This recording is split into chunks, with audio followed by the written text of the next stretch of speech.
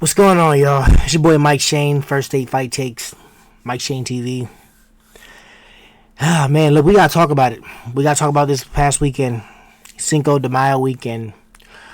What was expected to be, a good weekend, great fight card for Saturday, Sunday, Friday, Saturday, and Sunday. And man, we supposed to be waking up hungover, excited. Great fights. I know the more I see great fights, the more I drink, the more excited I get. So I'm supposed to be having a horrible hangover right now. But I'm not. I'm actually very, very sober. I've been sober since Friday night. I was actually drunk. I was getting there. Teofimo Lopez fight, I was getting there. Then it just went away. I never went from tipsy to sober so quick. And it did. Good God, bro. It was devastating. But before we get to Friday, I'm the type of person that I like, good news first. It's good news and bad news. Let's talk about the good things. And the good thing about Cinco de Mayo weekend was Sunday. That was the best thing was last night, Sunday night, and the brother Inoue versus Cardenas. I hope I said his name wrong. If I didn't, I'm sorry, brother. But that saved the weekend. Kinda. It took a trash Bandicoot weekend to a mid weekend. It made it decent with that night. Sunday night, all the fights were excellent, bro. Even the Rafael Espinoza versus Vasquez, that was a great fight. First of all, for the people that don't know who Rafael Espinoza is, bro is a 6'1". Yes, 6'1" featherweight. He's the tallest featherweight in the history of featherweights. 6'1" is crazy, bro. I'm 6'1". I was a 6'1" welterweight. The lowest I ever got down was 135, and that was kind of weird. That was very different. So to be a featherweight at 6'1" is crazy. So it's like a cheat code, bro. It's literally like a cheat code. So I say that to say, man, Espinoza is a threat just from the height alone. But bro, he knows how to fight long range.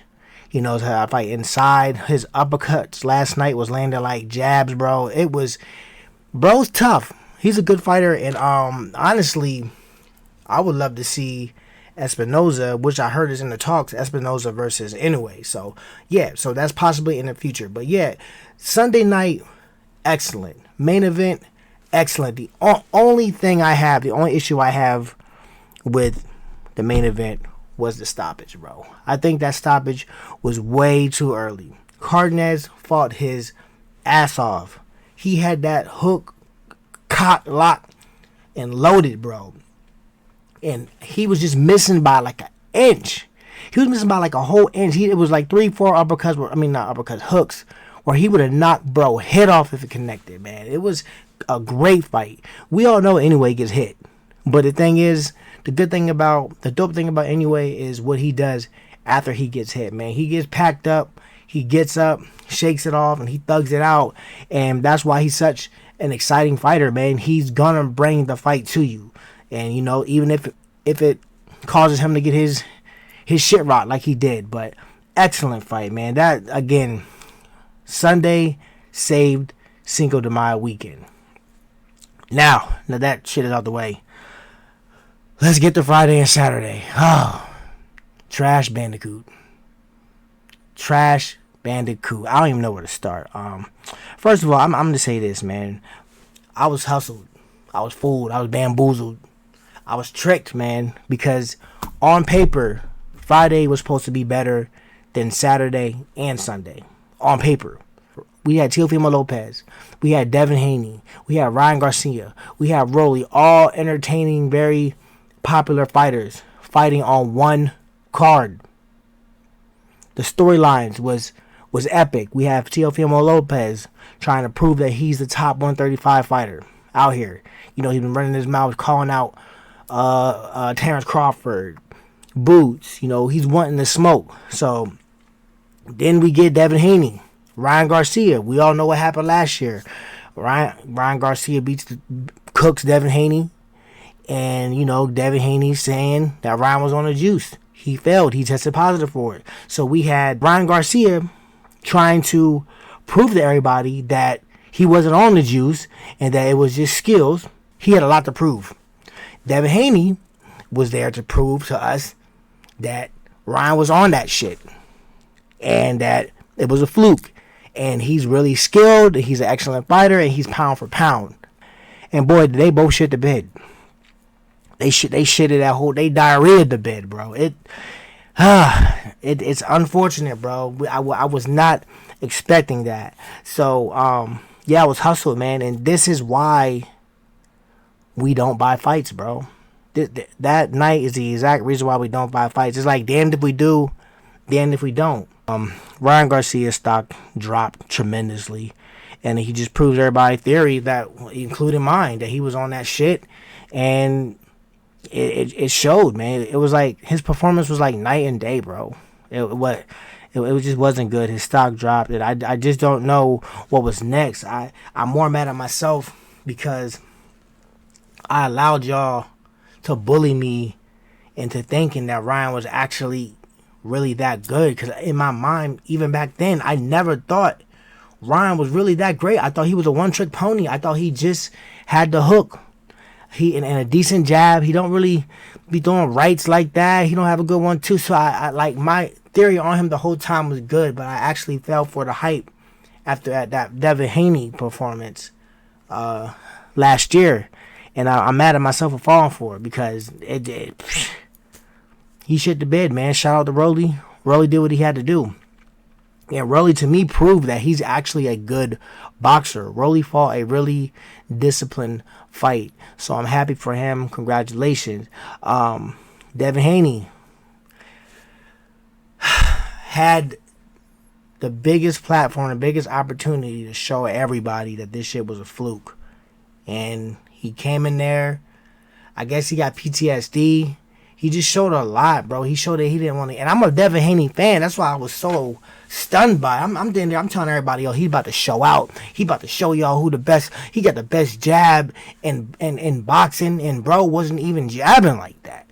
He fought scared, bro. He was running around like Martin when Martin was fighting Tommy Hearns. It was not good, bro. It was not a good performance. I don't know if he was maybe in his head too much, but they're both their stock dropped, and that performance that Devin Haney just displayed is not pound for pound to me, bro. It's not pound for pound, so he's definitely dropped in my pound for pound list, bro. Who else was on that night? Oh, Martin Bakole versus Afe Japa. Martin Bakole got gifted that draw, bro. Lost on the low. I feel like he really lost that fight, and he gotta tighten up because it's something about him that they like. They're trying to promote him and make him look like this big monster, this George Foreman like African monster beast, and he hasn't showed up. It's the second fight. It's the second fight where, like, I mean, I get the first fight, he took it last minute. I get it, but he had an opportunity to prove something against a really good heavyweight, Jabba, and he just didn't. He finished strong, but he just it's something about Bakole that is just like he just gotta step it up, man. I don't think he has any more chances after this. So yeah, Bakole was definitely, that was a decent fight. That was for Sunday, but Saturday. But Bakole was definitely gifted. Teofimo Lopez is definitely the best lightweight right now. I out of Shakur, Ryan, Gervonta Davis, who else? Devin Haney. Teofimo's the best. He has the skill set. He has the resume. He's fought Lomachenko, a good Lomachenko. Not who else? Cambosis. He has a good resume, and he's very skilled. He can bring it to you. He can brawl. He can duke it out, and he's an excellent boxer. He has great range, generalship, head movement. He's very skilled. He gives me Mayweather / Roy Jones fused together, man. He's really good. He's really slick, and he showed me a lot. And I really have Teofimo ranked right now as the best lightweight. It's just his resume. I'm thinking about all his fights. He just needs that perfect dance partner. Josh Taylor, perfect dance partner. He showed who he was. Lomachenko, one of the best out there. He took his throne from him. He Teofimo Lopez really he really can fight. So yeah, that's one thing that I will give him. It wasn't the best performance, but he was the best boxer on Friday night. He had the best performance. He just didn't have the right dance partner. That was it. Again, Turkish Al Sheik, I don't think this falls necessarily on him. The fighters just didn't show up. Bro went out his way to promote this fight. That's why I feel bad for him. You know what I'm saying? He gave them all this money and they just didn't show up. And I'm not going to count these guys out. I'm not going to count Ryan out. I'm not going to count Devin Haney out. But this was not a good look, man. They shit the bed. And especially Ryan. I feel like Ryan really has to... I don't know. I don't know what's next for Ryan after this. Because that was big. That loss... I feel like that loss hurt him more than Devin Haney's performance. You know, Devin Haney just... I'm going to try to give him the benefit of the doubt. But this was tough. This was a tough watch. Super disappointing. The best fight. It's crazy how we had Conor Benn, Chris Eubank Jr. fight last week, the weekend before, and put on that amazing fight performance to this. It was like, man, we were supposed to be getting back-to-back action fights. And it just, it just didn't happen. So, again, I'm not going to sit here and shit on Turkish Al Sheik because he has been bringing us the fights we want. And it's a work in progress. But, damn, it just was bad. The Canelo fight, I mean, for the most part, Canelo... I don't. That performance right there, I think Crawford's gonna wash Canelo, bro. I don't know. The only way I see Crawford losing is by just getting caught with some shit, not being able to take his power. But other than that, I'm seeing a Terrence Crawford versus Earl Spence massacre again. Canelo really isn't showing nothing. Canelo is really looking like he's just fighting for the money. Yes, Scroll was running the whole fight, but damn, brother, cut the ring off. You're way too skilled. You're way too experienced to just be sitting there and just waiting. And that's all you did was wait. Throw your hook, try to cut them off, throw the hook, throw the bodies. You barely jabbed. It just wasn't. It looked like to me, bro, was just fighting for a check. And that's the issue that a lot of fight fans have. You're supposed to be the face of boxing. And a performance like that is crazy. You can't put the whole blame on Scroll, bro. Damn.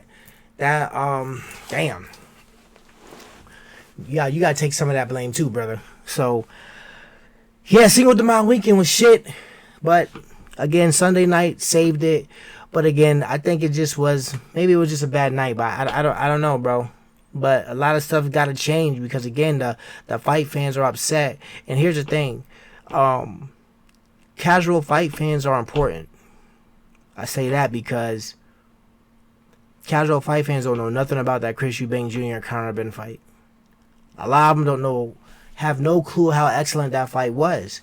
They were watching this fight because of the superstar names, Ryan Garcia, Devin Haney. They're popular. They're like Jake Paul. They're just popular fighters, social media fighters, and that's the harsh reality of it. So they watched Friday night and was just like, this is why we don't watch boxing. Boxing's whack.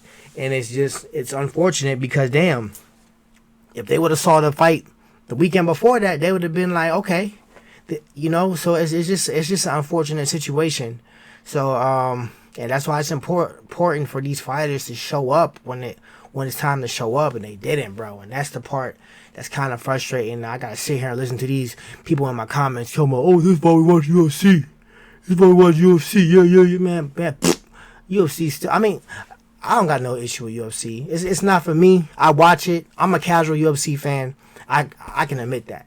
You feel me? But it's just boxing. We just can't catch a break. We get paid the most, but it's just like the fans are suffering, bro. This can't happen, man. So we just gotta tighten up.